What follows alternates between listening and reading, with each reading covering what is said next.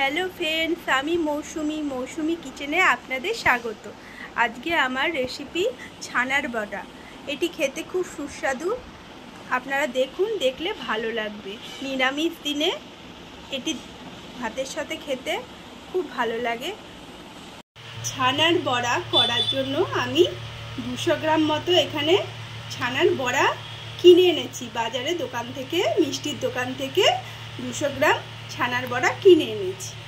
ছানার বড়ার রেসিপিটি করার জন্য আমি দই ফাটিয়ে নিয়েছি, আর আদা কাঁচা লঙ্কা বেটে নিয়েছি, কাজু বাদাম বেটে নিয়েছি, আর ধনে জিরে আর এলাচ দারচিনি একসঙ্গে গুঁড়ো করে একটা পেস্ট করে নিই। তারপর যে যে আলু খেতে ভালোবাসেন তারা আলু দেবেন, আর যারা আলু খেতে ভালোবাসেন না তারা দেবেন না।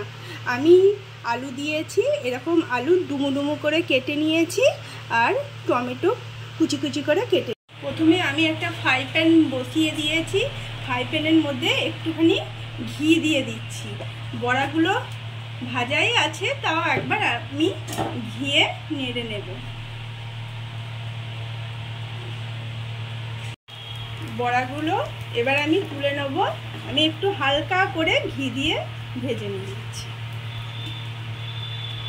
এবার কড়াইয়ের মধ্যে আমি সর্ষের তেল দিয়ে দিচ্ছি, আলুগুলো আমি এর মধ্যে দিয়ে দিচ্ছি।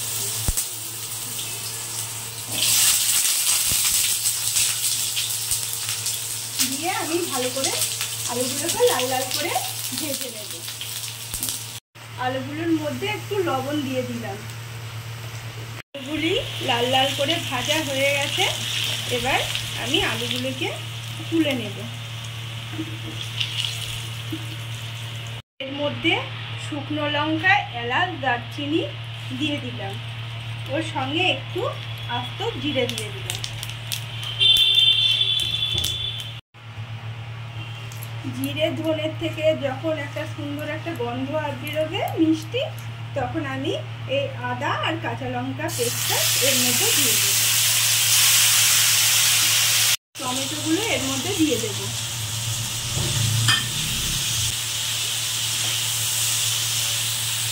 দিয়ে ভালো করে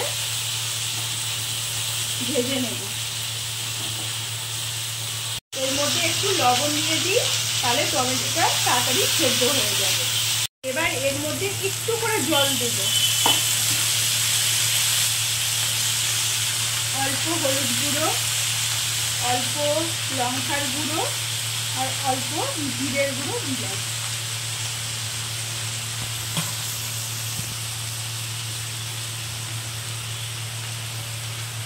দইটি আগে থেকে ফাটিয়ে রেখেছি, দইটা এর মধ্যে দিয়ে দিলাম, আর গ্যাসের আঁচটা একদম কমিয়ে দিয়েছি,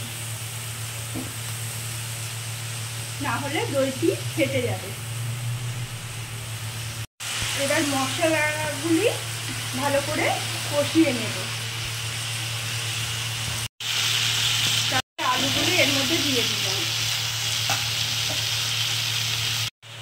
ভাজা মশলার গুঁড়োটা আমি এর মধ্যে দিয়ে দিলাম, দিয়ে ভালো করে নাড়াচাড়া করে নিচ্ছি, ভালো করে কষিয়ে নিচ্ছি। আমার কষানো একদম কমপ্লিট। এবার আমি এর মধ্যে জল দিয়ে দিচ্ছি আলুটা সেদ্ধর জন্য। জলটা একটু বেশি করে দেব, যাতে বড়াগুলো দিলে বড়াগুলো জলটা বেশি চুষে নেয়, তার জন্য জলটা একটু বেশি দেব। এবার লবণটা একটু ভালো করে চেক করে নেব, দিয়ে আমি ঢাকা দিয়ে সেদ্ধ হতে দেব আলুটিকে। এবার ঢাকনাটা খুলে আমি কাজু বাদাম বাটাটা এর মধ্যে দিয়ে দেব, দিয়ে ভালো করে নাড়াচাড়া করে দেব, দিয়ে আর ঢাকা দিয়ে দেব। মাঝে মাঝে নাড়া দেব, যাতে তলায় লেগে না যায়। আলুটা সিদ্ধ হতে দেরি আছে, আবার আমি ঢাকা দিয়ে দেব। এবার ঢাকাটা খুলে দিলাম, দিয়ে দেখছি আলুটা সিদ্ধ হলো কিনা। আলুটা সিদ্ধ হয়ে গেছে, আলুটা সিদ্ধ হয়ে গেছে। এবার আমি এর মধ্যে পরিমাণ মতো মিষ্টি আর একটু গরম মশলা আমি এর মধ্যে দিয়ে দিলাম, দিয়ে নাড়াচাড়া করে দিচ্ছি। আর লবণটা এই সময় একটু ভালো করে চেক করে নেবেন। আমার গ্রেভি একদম রেডি আছে। জলটা একটুখানি বেশি করে রাখছি, বড়াগুলো এর মধ্যে দিলে পারে জলটা টেনে নেবে, তার জন্য। গ্যাসটি অফ করে দিয়ে এবার বড়াগুলো আমি এর মধ্যে একটা একটা করে সুন্দর করে সাজিয়ে দিচ্ছি।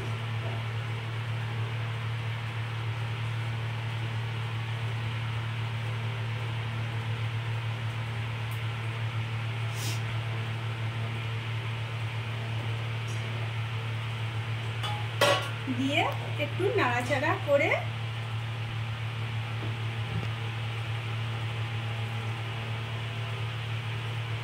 আমি 10 মিনিটের জন্য ঢাকা দিয়ে রাখলাম। এবার ঢাকাটা আমি খুলে দিচ্ছি।